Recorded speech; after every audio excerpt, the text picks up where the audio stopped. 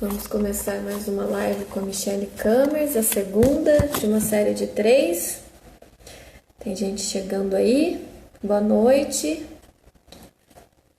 Sejam bem-vindos. Hoje a live com a Michelle Kamers vai falar da importância e lugar da escola na constituição psíquica da criança.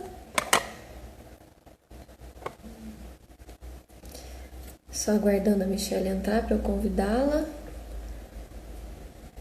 Bem-vindos. Van, Lili, Luana. É bom ver um monte de carinha conhecida aí do outro lado. Só aguardar a Michelle entrar para eu convidar ela para estar ao vivo. Boa noite, Michelle. Boa Tudo noite. bem? Bem-vinda. Eu só tô Tá enrolando ótimo. também. O som tá bom para você? Tá bem. Acho que dá para escutar Tá bem. bom? Tá ouvindo bem? Vou aumentar o volume um pouquinho aqui do meu. Tá Aí. bem.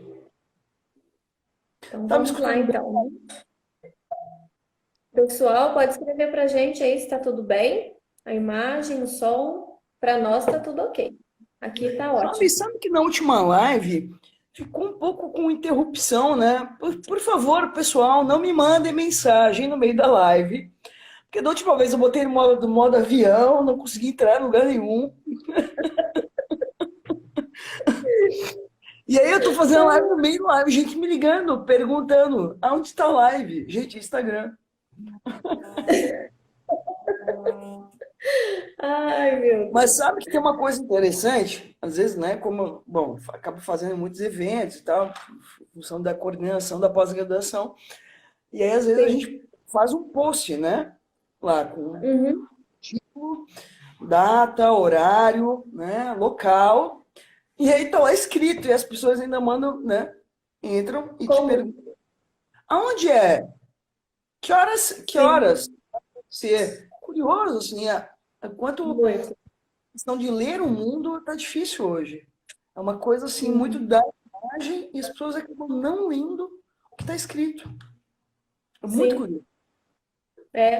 Às vezes ela vai lá no comentário, né, e envia onde vai ser, qual vai ser o horário.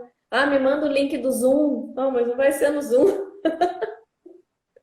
Aham. Eu vou te apresentar novamente, porque pode ter pessoas que não participaram da primeira, tá bom? Claro, claro. Michele é psicóloga, psicanalista, mestre em psicologia e educação pela USP, doutora em psicologia escolar de desenvolvimento humano pela USP, professora e coordenadora dos cursos de especialização em psicologia hospitalar e da saúde e psicopatologia da infância e adolescência e psicanálise do Hospital Santa Catarina de Blumenau, coautora e coorganizadora dos livros Por uma Nova Psicopatologia da Infância e da Adolescência, já a segunda edição, e os desafios atuais das práticas de hospitais, em hospitais e nas instituições de saúde, também já na segunda edição, e finalista do Prêmio Jabuti. Então, nossa convidada aí é Do segunda. Psicanálise Clínica e Cultura no Forno, né? Que vai sair em breve. E o livro da Isso. Rosa, do Alan Moore, sobre luto, que tem um artigo meu super bacana, intitulado Com quantas mortes se faz uma vida? Que foi, Sim, na minha opinião, um texto assim daqueles é, que marcam, sabe, uma trajetória. Enfim. sim. Começar, Fábio? Sim, Podemos? então, é a segunda de duas lives, né? Hoje, então, a importância e o lugar da escola na constituição psíquica da criança. Fique à vontade, muito obrigada novamente, né, por aceitar nosso convite. É uma honra recebê-la e o espaço é seu. Estão me mandando mensagem aqui. Que loucura. Vamos lá. Bom, eu acho que tem uma interrogação importante para ser feita aí, quando a gente vai falar do lugar e a importância da escola na vida de uma criança, que a gente possa sim ter um lugar sobre qual o lugar que a escola teve, qual a importância que ela teve na minha própria história. Né? Uhum. Sim. já contei para todo mundo, eu não preparo o que eu vou falar, porque eu confio muito nas coisas que me trabalham, né? Não é que eu sou convencida, não. Não. Isso tem a ver com confiar no meu próprio inconsciente, Tá. né? Então, nisso eu sou Uhum. um amante do inconsciente. E acho que me veio uma cena importante de uma fala. Eu já comentei numa outra live que eu faço um trabalho importantíssimo, né, de escuta de professores, escuta psicanalítica de professores em várias Uhum. escolas, né, Sim. estaduais, municipais da região, a partir de um projeto social chamado Unimed Vida. Unimed Vida não, isso era um outro que eu fazia com a Sharon, que é a mesma pessoa que trabalha comigo. E no programa Cooper Jovem, no programa nacional, e, e eu lembro claramente da fala de uma professora que ela traz quase uma situação clínica. Então, veja, quando eu faço esse trabalho de escuta de professores, eu tenho ali a escola, então, não tem aula, e o corpo docente da escola se une e eu vou lá fazer uma escuta disso. E eu começo o grupo Uhum. com uma pergunta. Vocês passaram um dia pela escola. O que que fez com que vocês desejassem a ela retornar? Linda pergunta, não é? É uma pergunta Uhum. que eu faço Uhum. e isso mobiliza muitas coisas, porque eles têm uma espécie de catarse, assim, começam a rir, se olham, ficam envergonhados, né? Eu vou contar um pouquinho o que que aparece, porque eu acho que esses dados clínicos são dados clínicos, por mais que seja uma escuta, né, em um grupo, né, de professores, tem uma escuta clínica aí. Não que eu vou entrar na vida pessoal do professor, porque me interessa, obviamente, fazer uma escuta, né, quer dizer, né, da dinâmica que acontece aí dentro da escola em relação entre os próprios professores, né, professores de direção, professores alunos, entre os alunos, e eles trazem situações problemas, sempre, né, Uhum. escuta dessas situações de problemas. E ela traz uma cena lindíssima. Eu vou falar um pouco para a gente começar, né, a aquecer a discussão de hoje. Uma professora em específico de uma escola, traz o seguinte, que em casa ela se sentia preterida pela irmã, então ela se sentia sempre em segundo lugar. E quando ela vai para a escola, ela encontra ali a possibilidade de estar em primeiro lugar. Então, ela tem todo um trabalho de estudar e se fazer amar pela professora. É interessante porque, o que eu estou falando? Quer dizer, de alguma maneira, a ida para a escola, né, numa posteriori, ela resolve, ou de alguma maneira responde, ou de alguma maneira, né, produz uma certa solução para uma problemática familiar. Primeira questão. Segunda questão. Quando a gente lembra, né, em tempos anteriores, em que é muito comum quando a gente fala em educação, um certo um discurso de uma geração anterior que diz assim: na minha época bastava o olhar do meu pai para organizar a casa. Ou bastava a mãe olhar, a gente já sabia do que se tratava. Ou bastava o professor olhar. Agora veja, né, esse bastava o olhar, ele recalca, ele esconde, de alguma maneira, algo muito importante, que é que para o pai olhar e a criança saber do que se tratava, tinha que ter acontecido uma coisa anterior. E o que, que acontecia anteriormente? Falas desta mesma geração. Então, é curioso a nossa relação com o passado, eu venho falando isso há muito tempo, né? É muito curiosa a nossa relação com o passado, né? Porque, de alguma maneira, a gente, em alguns aspectos, idealiza o passado e de outros recusa o passado. Né? Então, quando a gente fala, quase como, né? Quando a gente fala assim, bastava o pai olhar para nós sabermos do que se tratava, a gente recalca a parte que quando o pai pegava, o pai espancava. Percebe? Falas que eu escutei em muitos grupos, né? Onde professores, né? Professores, pais, porque no Unimed Vida, que é esse outro projeto, né? Então, é bonito, assim, porque são projetos abertos, então, né? São situações que eu posso trazer a público, né? E, obviamente, que não identificando as pessoas, né? Falas do tipo, né? Quando o pai pegava, ele batia tanto que a mãe tinha que lavar a gente com água de sal depois, né? Ou seja, e na escola não era diferente. Porque o que eu escutei de relatos de professores, se não, professores que eram extremamente violentos com os seus alunos. Estou falando de professores que falaram da sua história de alunos, tá? Então, escutei situações do tipo, um professor de matemática que abusava de todas as crianças da sala de aula. Todas. Ele ia até carteira, ele apalpava as crianças, passava a mão no corpo das crianças, de todas as crianças. E ele, de alguma maneira, ele deixava claro que se alguém dedurasse aquilo, né, o castigo, enfim, o que ia acontecer seria muito sério. Veja, uma turma inteira, quer dizer, o que eu estou falando é que, estou lembrando aqui de um livro importante, chamado Infância,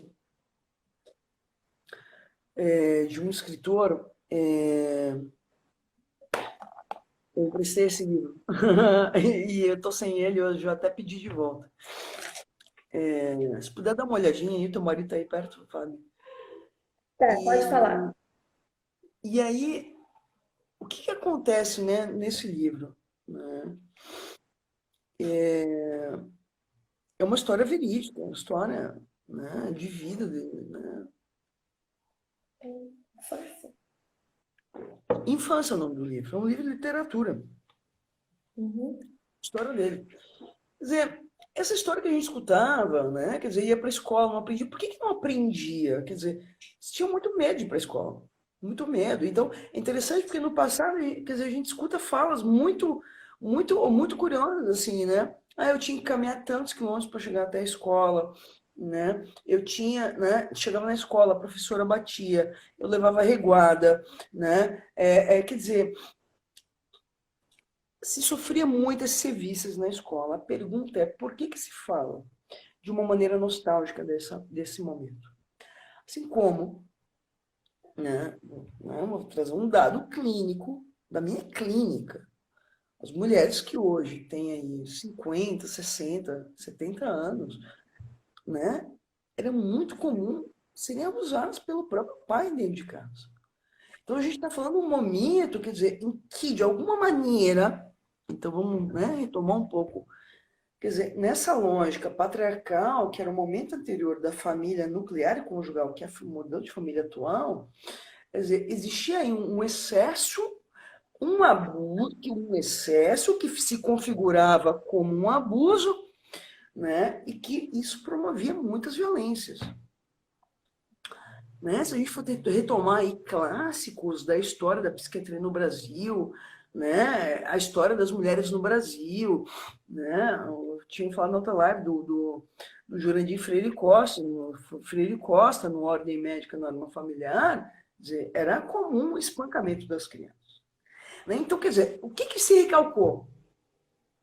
Né? Que a criança, quer dizer, essa relação de que bastava o pai olhar, a gente já sabia que se tratava, porque hora esse pai batia, hora esse pai abusava. Agora, o que aconteceu? Né? E aqui eu retomo um outro texto importante. Quer dizer, o que vai acontecer para mudar, né, esse estado de coisas? Porque, veja, o abuso ele acontecia na família, ele acontecia dentro da escola.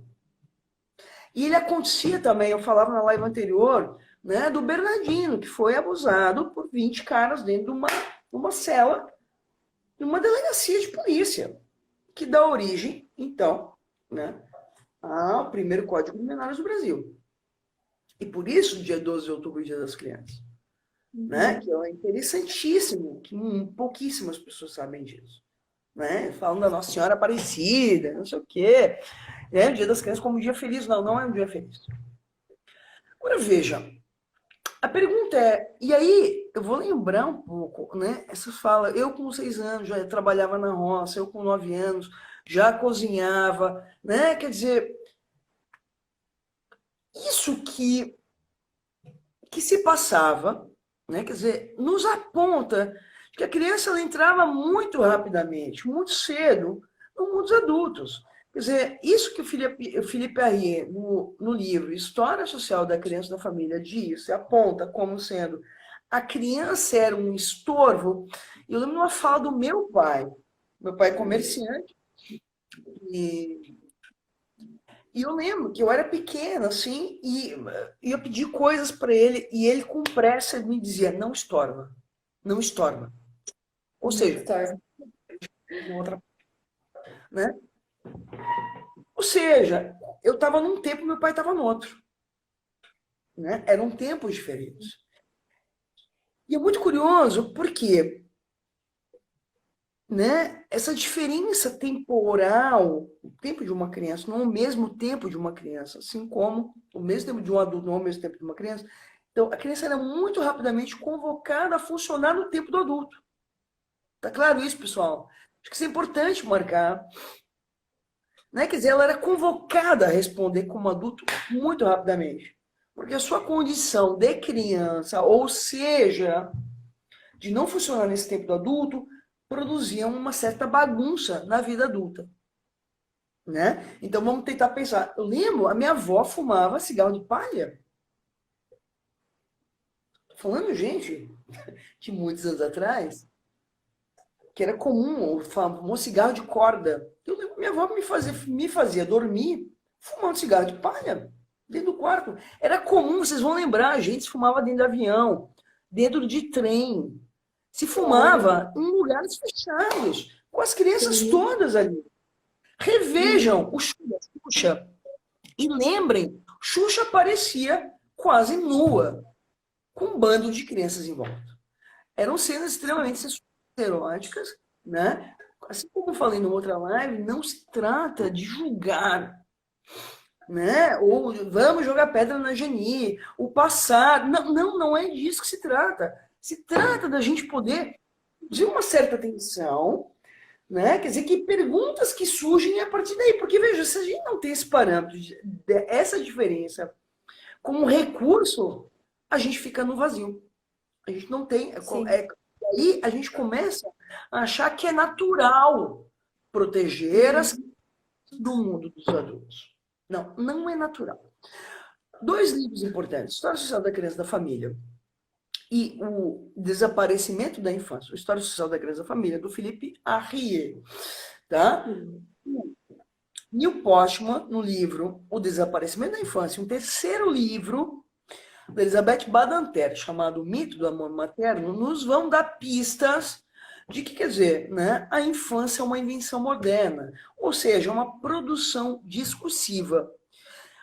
Uma produção discursiva que se funda a partir, que se institui a partir de uma mudança, primeiro, do olhar sobre a criança, 2, de uma mudança na família, né? 3, uma mudança numa estrutura familiar que estava colocada até então. Então, se na família patriarcal a gente pensar num triângulo, né? Se na família patriarcal a gente pensar num triângulo, o pai aqui em cima e a mãe e a criança aqui embaixo, em pé de igualdade, porque veja, tanto mães e crianças se defendiam dos abusos do pai. Por isso a aliança das crianças com as mães, né? E é interessante que, né, quer dizer, o que se produz aí? Uma inversão. Mãe e criança vem para cima e o pai vem para baixo. Na lógica da família nuclear e conjugal. O que isso quer dizer? E por que isso acontece? Lembrem do livro do Jean-Pierre Lebrun. Infância é Graciliano Ramos, né? Oi? Infância é Graciliano Ramos. Do Graciliano Ramos, claro. Isso. Leiam o livro Infância do Graciliano Ramos. É incrível, tá? É completamente incrível. Livro que eu recomendo muito. Inclusive é um livro que eu li em Paris, que curioso, né? Eu fui ler esse livro em Paris. E interessante porque, né? Por que se inverte essa lógica? Porque ao constatar, e quem acompanhou a live anterior vai lembrar, quer dizer, ao constatar, a partir do momento que esses abusos que aconteciam dentro da família começam a se tornar visíveis, ou começam a ter uma certa visibilidade. Por que começam a ter uma certa visibilidade? Porque começa a surgir uma preocupação com a criança. Vocês lembram que na live anterior eu falava da Liga Brasileira de Higiene Mental, fundada no Rio de Janeiro pelos primeiros médicos que se formaram nas faculdades de medicina do Rio de Janeiro e Bahia.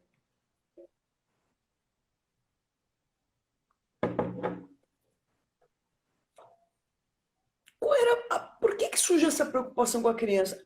Porque surge uma preocupação em tentar prever o adulto do futuro. Tá claro isso? Só consegue acompanhar? Então é quase como surge uma certa lógica de que se eu educar de determinado modo, se eu tiver uma família de determinado modo, eu vi que alguém postou aqui nas coisinhas, eu vou olhando aqui o número de coisas, e alguém botou assim, né? Minha avó fumava no quarto também enquanto me fazia dormir e eu nunca fumei. E o que isso mostra? Não existe 1 mais 1 igual a 2 na lógica subjetiva. Né? Então, isso quer dizer, né? Então, o que isso quer dizer? Que essa ideia de prever o que vai acontecer é da ordem da impossibilidade. Por quê? Né? Interessante, porque, por exemplo, qual é a diferença entre radical, né? Entre, por exemplo, a psicanálise e a psicologia comportamental. A psicologia comportamental trabalha com a ideia do estímulo que provoca, produz uma resposta.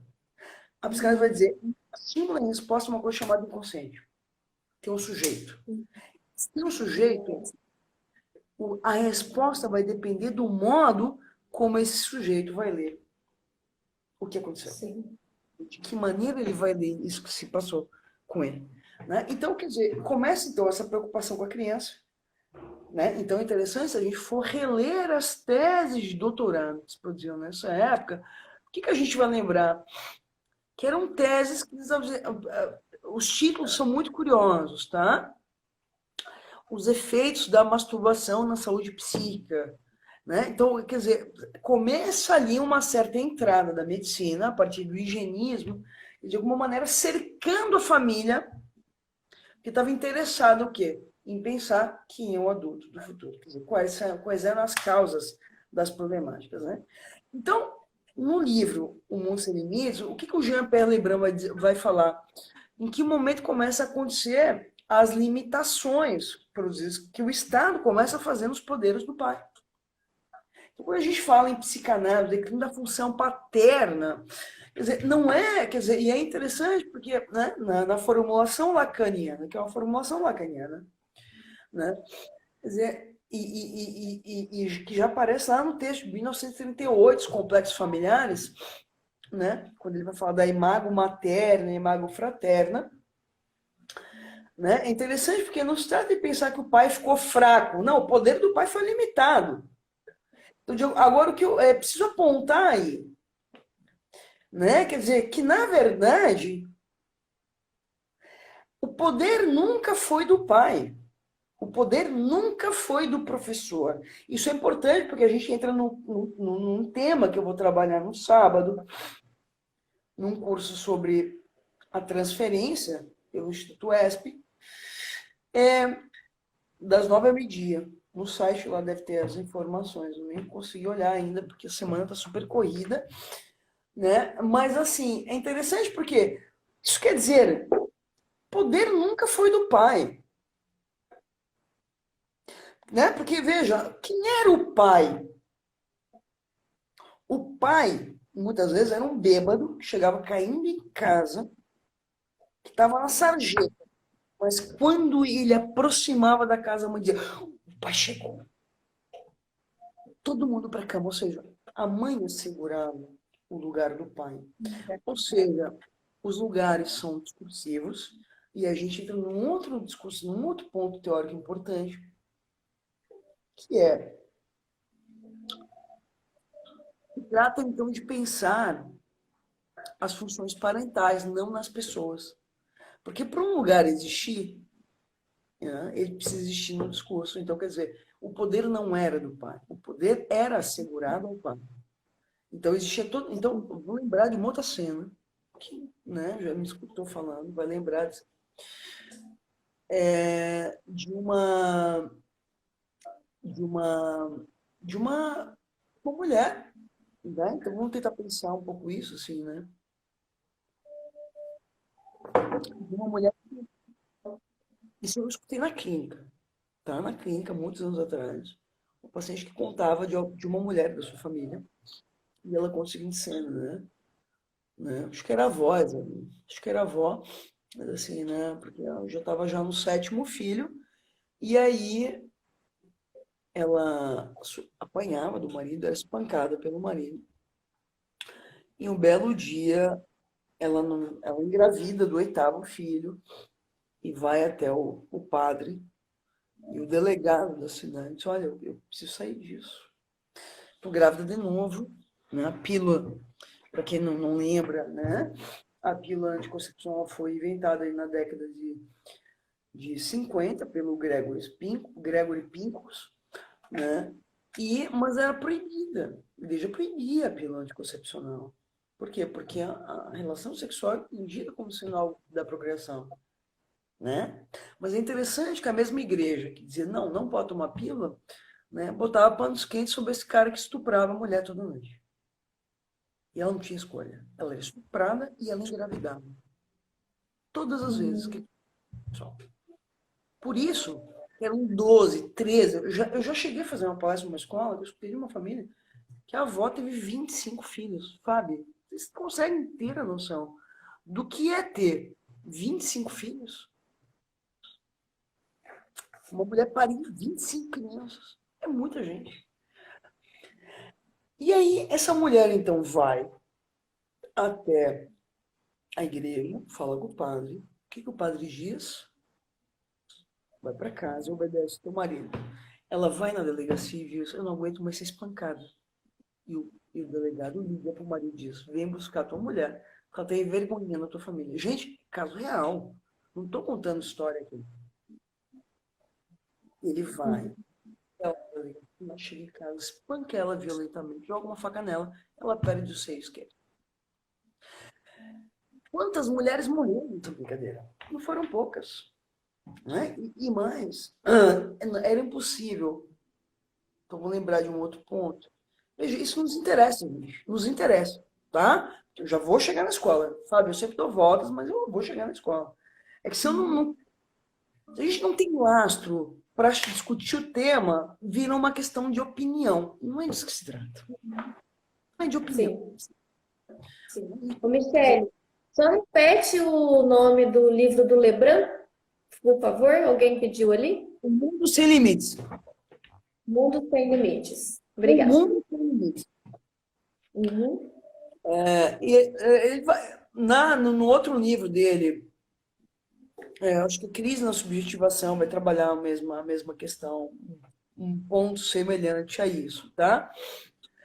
É interessante porque, veja, quer dizer, precisou essa mulher perder o seio, quer dizer, uma mulher precisava perder uma vida. Agora vamos tentar pensar que efeitos que isso produzia nessas crianças que assistiam essas cenas de violência doméstica. Né? Que efeitos que esse pai, quase o pai da horda, porque aí tem uma questão interessante, quer dizer, né? O Paulo Endo, num texto que eu não me recordo agora, Eu acho que é a ressurgência do tirano. Eu não lembro. Você vai lá, Paulo Endo, lá na internet, tem um texto dele que ele vai falar do pai da hora. Sobre o pai da hora, ele diz assim, e uma coisa interessante, que ele retoma do Lacan, ele diz assim, na verdade, na hora não tem pai, tem mãe toda gozando.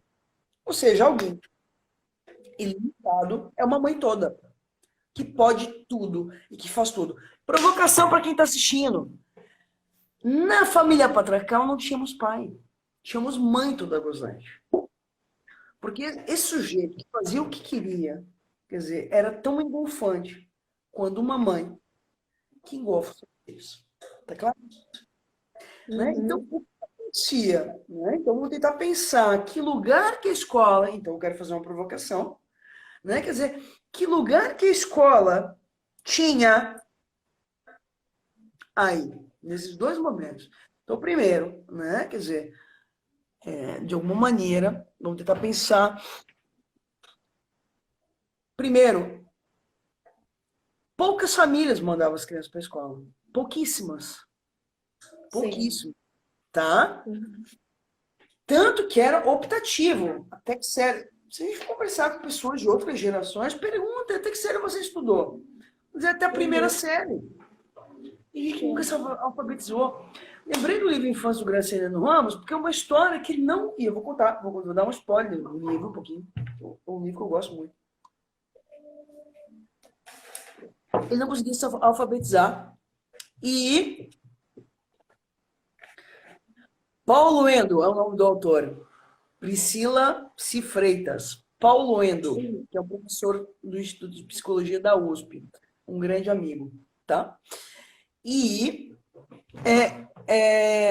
inclusive, eu acho que essa passagem da mãe toda gozante e do pai da hora da primeva está num outro artigo meu publicado numa revista da Associação Psicanalítica de Curitiba chamada Corpus, se eu não me engano, está aqui perto de mim. Está aqui, ó. Essa revista aqui, ó, da APC. Entre lá no site da Associação Psicanalítica de Curitiba. O nome do artigo se chama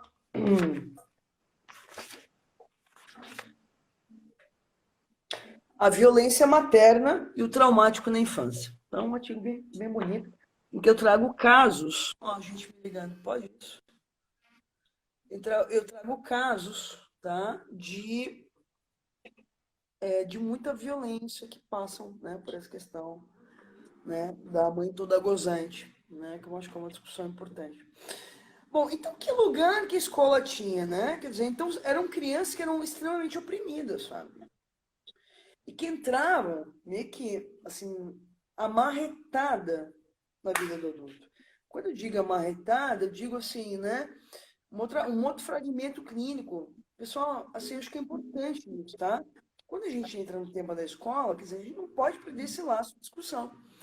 Né? Então, Sim. meninas, né, um outro caso que eu escutei de uma professora é que ela diz assim, ó, a mãe vai embora, foge de casa, bonito, né? Porque aquela cena tão bonita do casamento, taranã, taranã, é uma transferência de propriedade. O pai transfere a propriedade para o marido, e a partir desse momento, o marido passa a ser proprietário da esposa. Acho que as pessoas pouco pensaram nisso, né? Pesquisem história Uhum. da cerimônia de casamento, vocês vão descobrir que é isso. É uma cerimônia de transmissão de propriedade. E olha como a gente tem uma relação louca com o passado. A gente acha, uau, casar. Veja, é uma cerimônia de transmissão de propriedade. E quem é a propriedade ali? Quem é o objeto a ser apropriado? A mulher. Então, ela sai da autoridade do pai e passa a estar submissa à autoridade do marido. Aí uma paciente conta, a mãe vai embora. Ela era mais velha, tinha irmãos menores, e o pai bota ela a dormir com ela. E o pai faz dela a sua mulher. Ela só consegue sair disso com 22 anos de idade, quando ela também foge. Quer dizer, o que eu estou apontando? Que essa relação que a gente tem, né? Que na minha época, que no passado a gente educava. Gente, no passado tinha tanta lambança que não tem agora. É isso que eu estou tentando apontar para vocês. Tinha Uhum. tanta lambança, e mais, não dá para comparar, mas que tinha lambança, tinha. né? O que isso aponta para nós, né? E isso eu venho falando muito nas lives, que o processo migratório ele não está garantido de maneira alguma.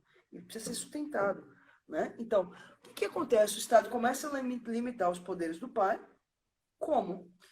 Através da mãe, né? Então, prescrevendo normas de higiene. Então, nisso, a mãe começa a despir os poderes do pai dentro da própria família. Então, a gente começa a passar para a família nuclear e conjugal. E qual é o lugar do pai na família nuclear e conjugal? Ele é um banana, ele não sabe educar, ele é muito grosseiro com as crianças. E o que a gente recebe na clínica hoje? Qual é a cena da família? O pai dorme no sofá e a mãe dorme na cama de casal com a criança. Percebe? Quer dizer, e aí, quer dizer, é interessante. Agora, tem um outro ponto importante, quer dizer, que num outro momento, é que estou retomando um livro sobre adolescência vermelhinho, eu falei numa outra live também, organizado pela Manoninha, ou pelo Octavio Manoninha, não lembro, Adolescências, eu acho que é o nome do livro, com capinha vermelha. Bom, gente, vai me vindo no... Bom, procurem na internet, vocês vão achar, tá? Manoninha Adolescências vai aparecer o nome do livro. E tem um artigo ali dentro desse livro, de um psicanalista francês, que ele diz assim, que na família, qual é a diferença entre a família patriarcal e a família, né, conjugal? Que na família patriarcal, de alguma maneira, né, como, e é interessante, vamos tentar pensar a cidade do interior, a família, ela também estava mais aberta ao social. Você vai no interior, as casas, as portas ficam abertas, não são fechadas. Presta atenção nisso.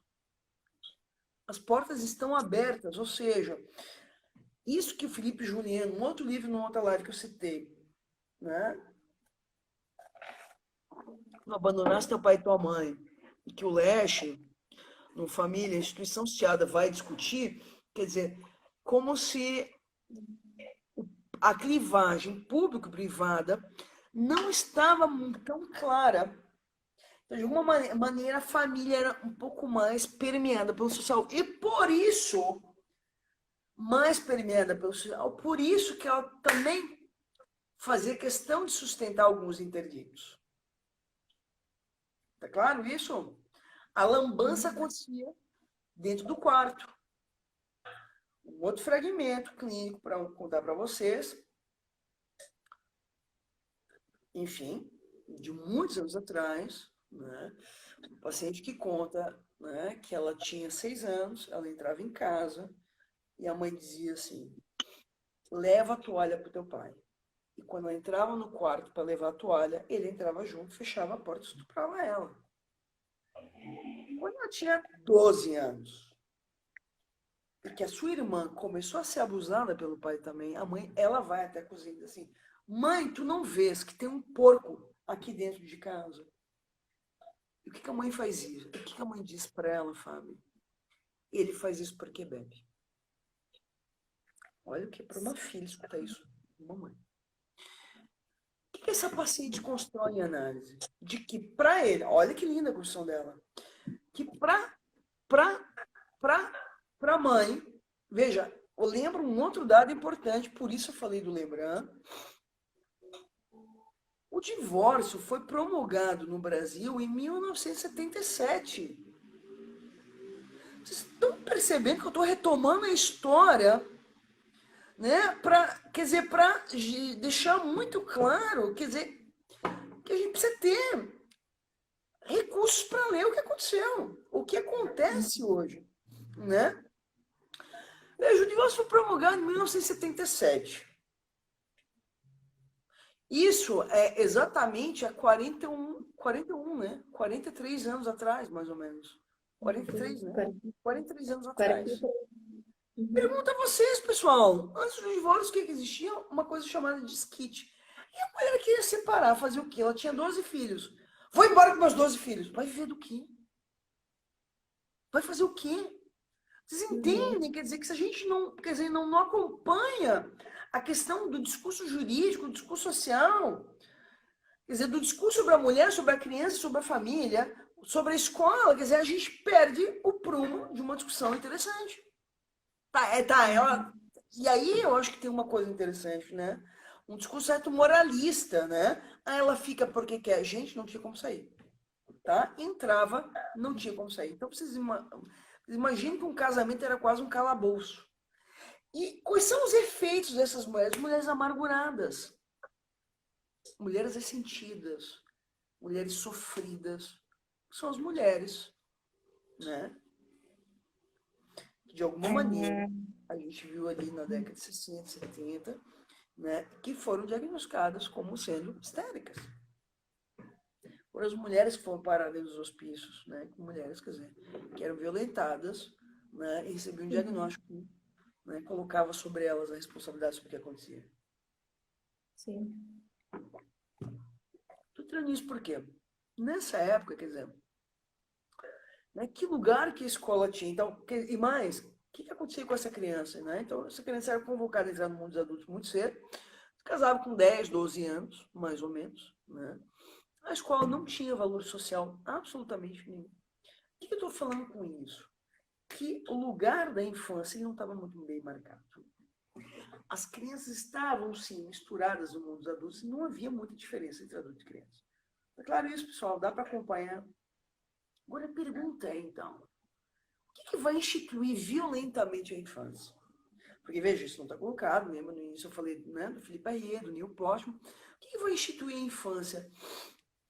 De alguma maneira, um discurso que começa a interditar a entrada da criança no mundo dos adultos. Interditar como? Dizendo, não, você é criança, você não pode. Começa a poupar a criança da violência do mundo adulto, começa a poupar a criança da sexualidade, começa a poupar a criança dos vícios do mundo adulto. Né? Então, e aí a gente começa a criar dois espaços, um espaço de criança e um espaço de adulto, que vai promovendo o quê? Isso que a gente chama de conceito de infância. Então, quando a Rosa falava, né, quer dizer, que parte da infância que se perdeu, né, quer dizer, de alguma maneira, quer dizer, importante isso que ela falou, porque o que vai de fato assegurar a instituição da infância ou a instituição de um tempo de infância quando surge no Brasil, e obviamente em outros países, a obrigatoriedade escolar. Né? Ou seja, quando surge a obrigatoriedade escolar, a gente está no momento em que toda criança negra, índia, pobre, rica, não rica, independente da sua classe social, é obrigada a ir para a escola. E se ela não for para a escola, o Estado vem e tira a criança da família. Percebe que aí o Estado faz uma intervenção dentro da família e diz assim, epa, tem um livro do Rinaldo maravilhoso, chamado Crianças Públicas. Procurei, Rinaldo Voltolini, que é um colega da FEUSP, Faculdade de Educação da USP. Eu sei qual é. Crianças Públicas, eu esqueci agora. Mas olha lá no Google, se puder olhar aí. Crianças Públicas, adultos privados. Perfeito. Isso aí, tá? Uhum. Interessante porque, pessoal, o que começa aí? Quer dizer, quando se cria a obrigatoriedade escolar, a família não tem mais escolha, e mais, começa a haver uma vigilância social sobre a família. E aí, a avó que está fazendo a criança fumar, assim, fumando, fazer a criança dormir com cigarro na boca, vai ser denunciado pelo vizinho no conselho tutelar.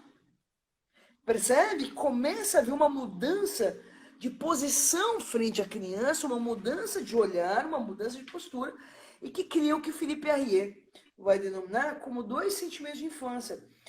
E o que é dois sentimentos de infância, se não? O reconhecimento de particularidades infantis necessárias para diferenciar um adulto e uma criança. Né? Então, primeiro ele vai dizer, vai surgir algo muito novo, que é o fenômeno da paparicação, né? E, de outro lado, uma preocupação com a ordem moral e dos costumes. Ou seja, que ali já surge uma questão interessante, né? Que a ordem dos afetos promove uma desordem civilizatória. Ou seja, né? Quer dizer, né? Então, por isso que eu falei do livro da Badanter, quando ela fala do amor materno. Quer dizer, o que acontece no amor materno? Né? Quer dizer, como nessa lógica da amorosa, o que a família faz? Começa a poupar a criança dos interditos civilizatórios e mais, os interditos civilizatórios não chegam mais à criança através do social. Por que eu digo de social, gente? Porque num outro momento da história, eu lembro que a gente fazia uma... Veja, a gente andava em bando na rua. Eu tive essa vivência de rueira. Eu brinquei na rua, a gente jogava taco na rua. E a gente tinha uma brincadeira muito divertida, que era apertar a campainha dos vizinhos e sair correndo. Né? Ou tinha uma brincadeira do dinheiro, a gente amarrava um fio de nylon no dinheiro, quando a pessoa ia pegar o dinheiro na rua, a gente puxava o dinheiro, a pessoa ia andando atrás. Gente, isso era pegadinha que se fazia. Subia em pé de goiaba, comia goiaba em cima do pé, coisas desse tipo, né? Agora veja, eu acho que é preciso marcar, quer dizer, que também aí era uma infância sofrida, né? Porque veja, quando a gente desobedecia a nossa mãe, a gente apanhava. Eu conheci Havaianas muitas vezes. Eu sou amiga íntima da Havaiana, né? Eu, meus irmãos, meus primos. E mais, por que isso também não traumatizava, né? Eu falei isso no outra live. Porque não era eu que apanhava, era eu e todo mundo na minha escola. Todo mundo apanhava. Era clássico, né? E aí é interessante porque os pais ainda tinham essa coisa de dar uma surra na gente, deixar as pernas lanhadas, a gente de bermuda, para deixar claro que a gente tinha sofrido uma intervenção parental, né? Percebe essa preocupação dos pais aí com o social? Quer dizer, eu estou dando esses exemplos para a gente ter alguma medida para pensar o que acontece hoje. Então, o que acontece na família de hoje? Primeiro, uma mudança na instituição do casamento. Se em outro momento o casamento instituído ele era fundado como uma decisão da família, não uma decisão dos pares. Gente, quem decidia com quem eu ia casar era meu pai, não era eu. E aí, quando a gente vê que, né, dentro da família, os filhos começam a perceber o sofrimento parental e, de alguma maneira, né, começam a dizer, eu não quero isso para mim, eu quero uma vida diferente para mim, eu quero, né? Quer dizer, ali começa a se produzir uma mudança, onde, quer dizer, que a gente vai falar, né, de uma espécie de ruptura geracional, em que o pai dizia assim, né, tu vai casar com o dono do posto. Ela disse, não, mas eu amo o frentista. E é com ele que eu vou casar. É com o frentista que eu vou casar. E ela bancava. Agora vejam, bancava, ia casar com o frentista, mas ainda capturada pelo imaginário do somos felizes para sempre. Por que éramos felizes para sempre? Porque o casamento, gente, era um contrato impossível de ser dissolvido, tanto na igreja quanto no âmbito jurídico. Casava, não podia separar, nenhuma das duas instâncias, porque tem, né, sempre, né, tinha o casamento da igreja e o casamento civil. E vamos tentar pensar na influência da igreja católica aí no Brasil. Então, quer dizer, essa ideia assim, nós vivemos 50 anos de casados, 60 anos de casados. Gente, não tinha como separar. Né? Não tinha para onde ir. Né? Escorreu o bicho pega, se ficar o bicho come. Não tinha escolha. Agora, quando eu resolvo casar com o frentista, e o frentista, então, e aí é um casamento que começa fundado pelo amor. Então, eu digo, não, pai, eu não vou casar com o dono do poço, eu amo o frentista e a gente vai dar jeito. Um amor e uma cabana e vamos ser felizes para sempre. A gente esquece, mas vai nisso capturado por essa lógica do passado, que vai durar para sempre. Pelas histórias infantis. Né? Quer dizer, né? Por esse amor que é para sempre. E os problemas começam. Então, de alguma maneira, essa crise gerada na conjugalidade, livro do Felipe Julián, leiam Abandonar Seu Pai e Tua Mãe, um livro importante. Essa mudança na conjugalidade vai promover uma alteração ou uma mudança radical no modo do exercício da parentalidade. Tá claro isso? Uma mudança radical no exercício da parentalidade, em que agora, né? Interessante, né? Porque aí quando os casais, né? Eu sempre lembro daquela música da Rita Lee, no escurinho do cinema, lembra? Chupando drops de anis? Quem é que quer uma criança ali no meio do cinema? Hã? Quem é que quer? Ou seja, uma maneira, a vinda de um filho, o desejo de filho também tem a ver uma certa rasura na lógica conjugal. Percebe? Então, de alguma maneira, quer dizer, ele vem para solucionar uma questão. Qual questão, Michele? Isso tem que ser visto de casal a casal. Num outro projeto que eu fazia, quanto tempo eu tenho ainda, Fábio? Viu como falta tempo? Num outro projeto que eu fazia, Acho que 10, escuta de 8 paz, a que é um 10 projeto que minutos. funciona numa clínica escola, quantos minutos? 10? De 8 a 10. É que eu não 8 a marco 10. 9 Num outro minutos, projeto, o que eu exatamente. escutava, né? Por que você decidiu ter filhos? Escutei frases do tipo, né? Ah, meu marido era garçom, eu me sentia muito sozinha, eu decidi ter filho para ele me fazer companhia. Percebe? Então, o filho, quando Lacan vai formular no Nota sobre a Criança a posição do filho como sintoma do casal parental, o que Lacan está dizendo com isso, pessoal? Que ele vem na tentativa de resolver algo da ordem da conjugalidade dos pais. Tá claro isso? Né? Ou seja, né, essa coisa assim. Quer dizer, e aí, e mais, e ele ocupa um lugar muito particular na fantasmática desse homem, na fantasmática dessa mulher, que não é o mesmo. O que eu estou falando para vocês? Isso tem que ser escutado no 1 a 1. No 1 a 1, não tem como, tá? Então, né, quer dizer, ele vem para resolver alguma coisa da ordem do casal, assim como tem casais que optam por não ter filhos. Assim como tem pessoas que optam por não ter filhos. E aqui eu não vou entrar nos motivos, né? Eu tenho 8 minutos e eu vou tentar voltar para a escola agora. Por que eu estou falando isso? Porque quando essa criança então vai para a escola, ela já vai na lógica da escola num movimento parental que eles levam a criança assim, poupada. E mais, nessa lógica de poupar ela dos interditos sociais, o que a gente começa a perceber? Uma criança e uma família que tem poucas referências sobre o que fazer com essa criança. Né? E aí é interessante porque, né, quer dizer, é muito pouco permeada a psicossocial e ela vai buscar essa resposta onde? Junto aos especialistas. Então, no Ordem Médica Não Familiar, o Jurandir tem uma expressão lindíssima que diz assim, o que os especialistas não se dão conta é que, de alguma maneira, o problema que eles tentam solucionar foi um problema criado por eles mesmos. Que quando eu saio prescrevendo um modus operandi correto da família funcionar, eu também estou destruindo, de alguma maneira, a autoridade parental. Então, é uma família que fica perdida. Né? E aí é curioso porque, de alguma maneira, quer dizer, né? Como se coisas básicas, dormir no seu quarto, comer de garfo e faca, tomar em copo, se perdeu.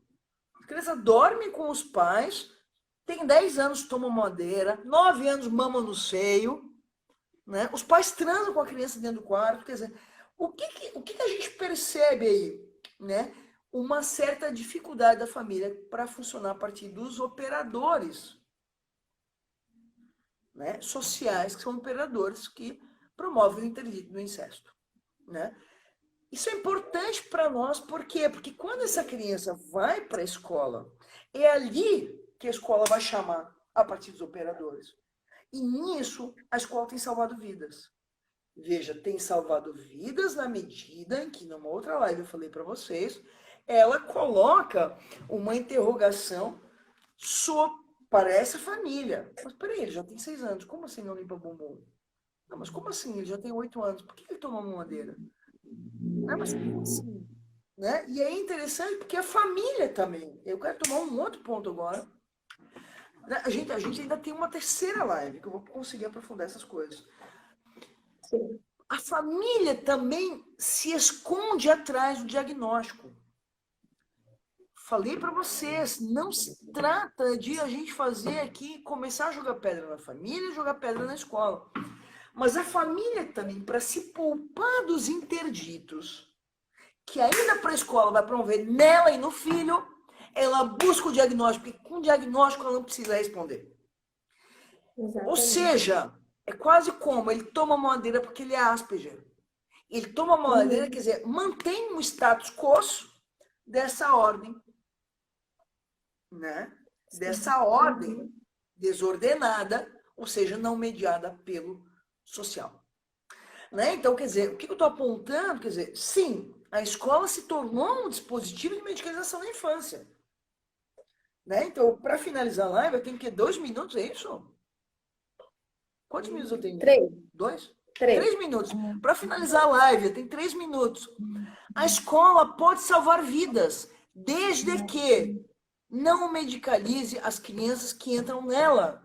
Porque ao medicalizar, a escola também faz uma parceria com a família para poupar a criança dos interditos. Bom, se ele é autista, ele não precisa de interditos.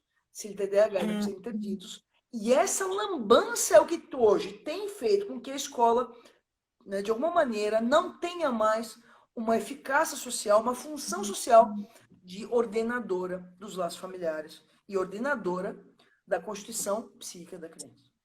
Né? Ou seja, o que eu quero dizer com isso, né, que ali a gente joga o bebê junto com a água do banho. Né? Então, né, na próxima live, eu vou retomar com vocês, quer dizer, de que maneira, então, a escola pode lidar com essas questões, né, que não, porque a escola também medicaliza para ter que se culpar das interrogações que essa criança que não responde produz nela mesma. Ou seja, estamos em crise de perguntas. A gente quer resposta, mas veja, as perguntas vêm antes. Né? E mais, né, de alguma maneira, o que a gente perde aí é um tanto de humanidade. Tá bom, gente? Uma boa noite. Acho que eu tenho mais 1 minuto? Não, né? Eu vou finalizar por aqui para não perder. 2 ainda? 2 minutos. Né? Quer dizer, quando eu digo a gente perde um tanto de humanidade, é que, de alguma maneira, né, isso que, né, que é no final da minha dissertação, da minha tese de doutorado, eu finalizo assim, né, que viver é uma aposta de viver junto. Quer dizer, a vida civilizada é uma aposta. Né? Então, na medida em que, quer dizer, a escola começa a responder dessa maneira, medicalizando as crianças, quer dizer, a escola perde a sua função ordenadora, né, e representante da cultura, e ela deixa de ser esse outro não familiar para a criança. Ela responde como uma extensão da família. E mais, a escola também tem feito isso porque ela responde a pais que se portam como consumidores e não como pais. Tá bem, gente? Acho que tá bem por hoje. Vamos deixar aí interrogações para a próxima live, tá? Se quiserem, podem me mandar lá pelas redes sociais, Zap, perguntas, e, né, que eu vou anotar e eu respondo na próxima quinta-feira, que vai ser a terceira live dessa série de lives pela Escola Beabá de Minas Gerais. Fábio, muito obrigada mais uma vez pelo convite. Obrigada pessoal, a você. até a próxima quinta, então. Um abraço a todos. Muitos agradecimentos aí para você fazer mais e mais lives. Bastante colocações do pessoal aí. Gratidão, parabéns. Muito obrigada, Michele. Então, na próxima quinta a gente está junto de novo. Combinado? Beijo, pessoal. Tchau, tchau.